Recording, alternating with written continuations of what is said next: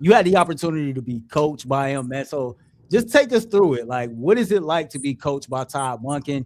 Tell us about what the offense is like, what you like most about just him as a person.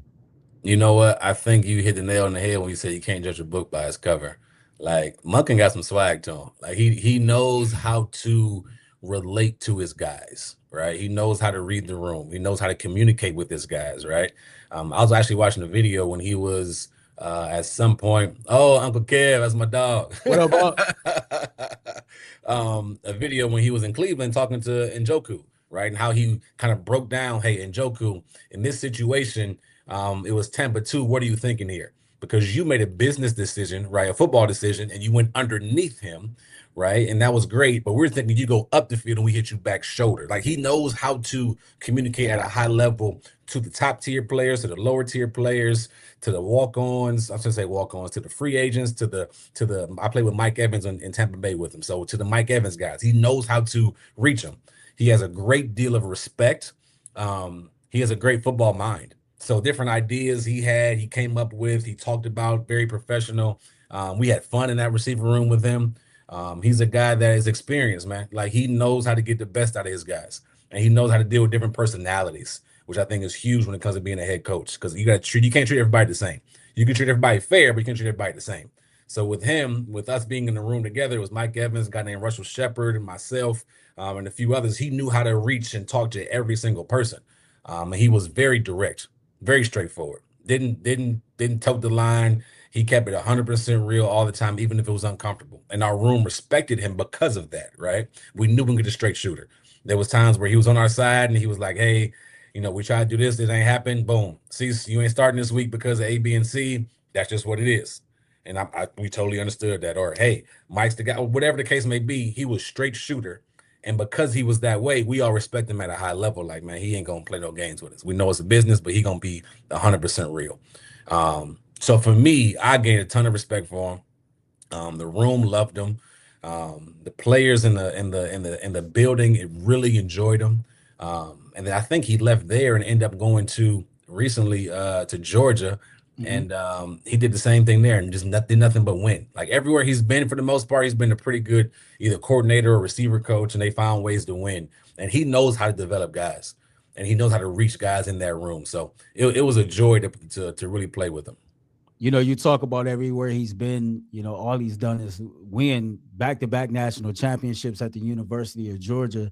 You look at the 3 years that he spent as the offensive coordinator for the Baltimore Ravens, they averaged just over 27 points a game during that time span.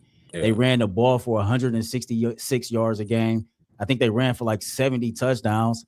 Lamar or whoever the quarterback was when Lamar was hurt, the Ravens averaged 222 yards passing the game and threw for another 91 touchdowns. And they converted 43% of their third downs. And so, you talk about 30 plus years of experience. And I think the initial shock wave, as you alluded to, was he wasn't the young guys. Yeah. Me and you both 38 years old. If Todd Monken was our age and we're talking about all this, excellence as far as him being a great offensive mind, I don't think the Cleveland Browns fan base or the people who did have some reserve, they would have had many reserves at all. I was looking up, just some key elements of his offense, and you touched on it. And I want to kind of just point out a few things and then have you kind of elaborate. Cool? Yes, sir. So they said the first thing is Monken's offense aims to maximize mismatches and forces defenders into uncomfortable coverage situations.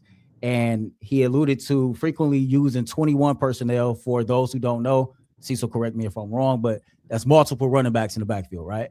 So Yep. that's multiple backs in the backfield, which allows him to easily switch between run and pass to keep the defense guessing. And as a Browns fan, man, I got excited because you draft Dylan Sampson last year, and it's like, okay, well, what the hell is his defined role, right? Like, how is it does he fit into everything that's going on, right now? And it seems like just off the top of my mind, I thought about Quinshawn and Dylan right away. Because if you're operating mostly in 21 personnel, you got your two running backs in the backfield, and you can mirror the run with the pass, keep the defense guessing, get your quarterback more authority to, make those, audibles at the line of scrimmage. And I'm just saying Tyler Linderbaum might sound more real than when we first talked about it, bro. I'm just saying. Well, you gotta look at it this way too, right? Not only did he use 21 personnel really well, where he had two backs, right? And you gotta think about the time of backs he had to go along with uh, Derrick Henry, right? But you look at Quinshawn and Sampson. So you can move Sampson out of the backfield and be able to move him as a receiver. You can do multiple things with him, right? But what he did really well was he used Likely and Andrews really well. He used his tight ends to no end. Like, he knew how to get the best out of those guys. And when you think about it, Likely's a free agent this year as well. Yeah. You see what I'm saying? Like, George Pickens was coached under him at Georgia. Like, there's opportunities that you have because of relationships he built. He's a relational guy. To this day, I can pick up my phone right now and give him a call. Like, he's a relational guy. That's just how he is. He loves it. He knows how to get the best out of his guys. He's creative. He finds ways to get his playmaker the ball. There is no system. There's one way that he has to do things. No, he's creative, and he finds ways to get his guys open and put them in position to succeed. So when you think about having multiple set of tight ends or multiple running backs in the game, when you figure out adding pieces to the weapon to the weapons at wide receiver, he has the relationships to do it, and he has the mindset to figure out how to get the best out of his quarterback and the guys in that room. Now, you talked about being adaptable, right? And that was the next point I was going to bring up. So rather than being a system coach, Monken is known for adapting his scheme to his personnel, whether if it was using Lamar Jackson dual threat ability or building around a traditional power run game. And so you talk about being able to adapt to what you have in a room. And I know that was one of the issues that some fans had with Kevin Stefanski. It was almost like, you have to do it this way. The system is the system is the system, instead of looking at what you have on your roster as far as player personnel and trying to exploit as many of their strengths as you possibly can. Another element, he says, talks about balance and play action. Despite the reputation for passing, his system relies on a strong run game to set up effective play action passing, as seen in his time with the Ravens. We all know, like, he's a big play dude, downfield type dude. But talk about, like, the ability and the emphasis on running the football when you playing in the Todd Monken offense. Man, listen, I played with Doug Martin, and Monken was my receivers coach. And he was in the room pounding. We needed to open up the pass. He's like, we need to give Doug the ball. We got to figure out ways to run the ball better to be able to pass the ball better. And he's always been adamant about that. And you can see that when his time in Georgia with the running backs he had. You can see it with the time and the offense they ran. You can see it with his time in Baltimore with how he was feeding Derrick Henry.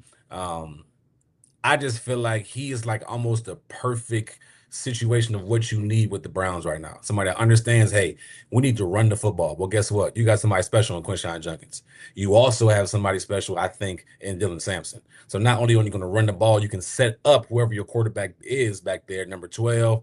You got your young tight end you can use. Hopefully you add more pieces to that weaponry that will open up the pass game. But when you can run the football, and you can run it different ways, whether it's power, whether it's counter, whether it's with mixing it up with Dylan Sampson coming in, running outside zone, inside zone, wide zone. When you can do that, you're opening up the entire playbook, because now you can play action off of that. Now you can take your shots down the field. Now if you got to do that receiver, guess what? Now you can use him to the best of his ability. Now if you got a quarterback that can throw the ball deep, which Shador can, now you can open up things for him and get him more comfortable as well. So it's just so much that goes into the healthy dose of a good running game. And Monken we'll see this early on. He will be wanting to establish that running game up front and with those backs in the backfield.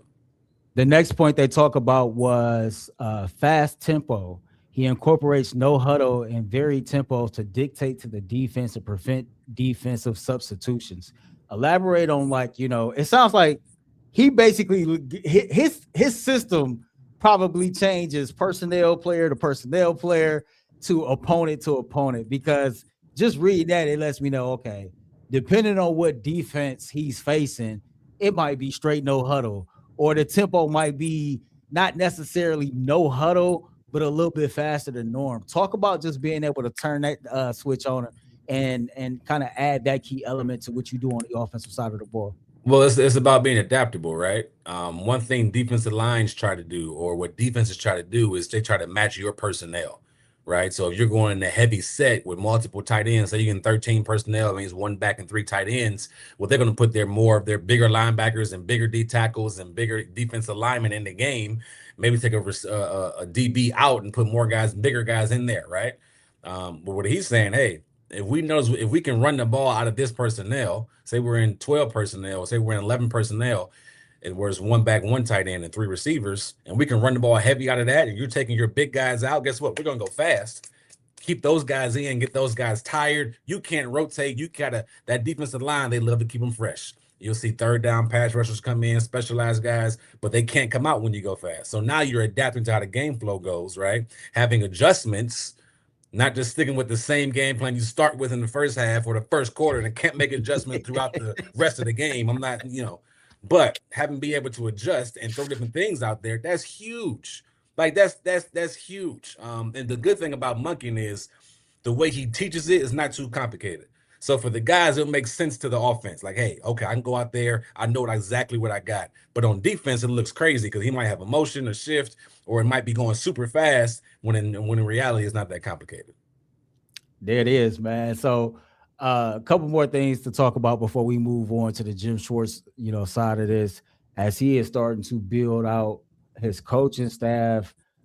He did make one hire. He brought on George Warhop, who Great was hire. the offensive Great hire.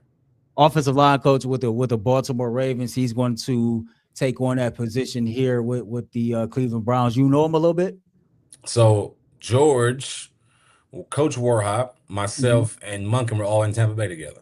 So I got to experience and see and look firsthand at how kind of George operated. Very stern, demands a lot from the offensive line. He helped Donovan Smith really he's a former first-round pick for Penn State. He helped kind of build him up and turn him to the guy he is today.